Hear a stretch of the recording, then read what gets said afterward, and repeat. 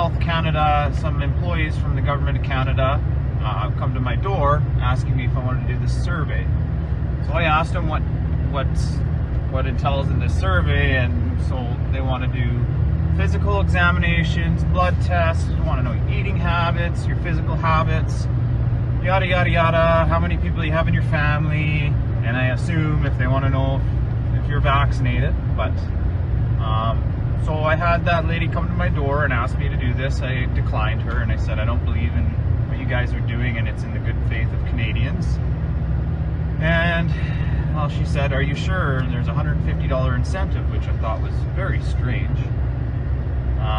So I said no. Like, you guys are crooked. You know, your chief health officer, Theresa Tam, she's crooked as all hell. So she said, okay, fine, and left. So then again, a couple days later, she came again and asked me the same thing. I told her the same thing. So she said, okay, no worries. And she left. And then a couple days later, so then I'd start getting a little suspicious. A couple days later,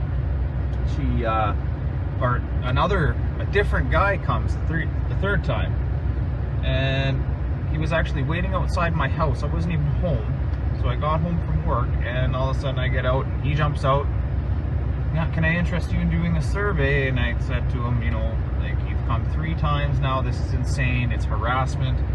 I don't want to take part in your survey. I don't believe in what you guys are doing, and I don't believe it's in the goodwill of the people.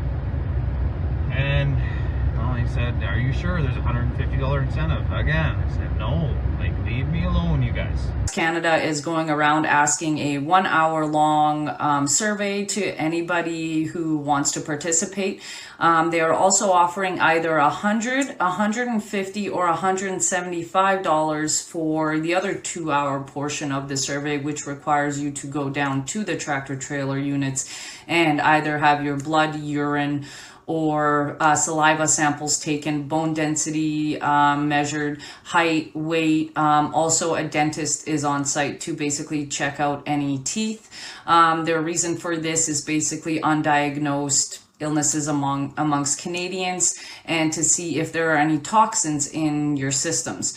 Now, this is where it gets interesting. Who can use the information that is collected from this basically statistics experiment that is going on?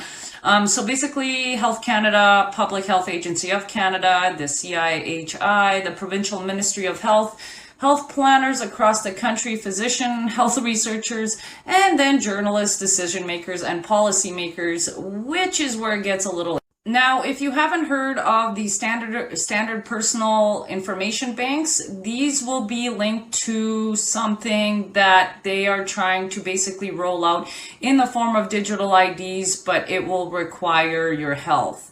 Now, let me show you where I found that policy. Now, the rollout of the personal information bank policy is basically found in this document, and I will go through some of the main things. Where it gets really weird is they want to harness the full potential of data and digital health systems with this policy. So basically, they want to take your information and work closely with the Provincial Health Association, federal partners, and other stakeholders, but they do not describe in detail who these stakeholders are or will be, or if it can be changed. Now, another worrying thing is they want to keep pumping money into launching a COVID-19 proof of vaccination fund. Now, I know we had the QR code going on in the pandemic, but with all the information coming out that not only do the vaccines not work as they were intended, but that they also might not be what they are telling us.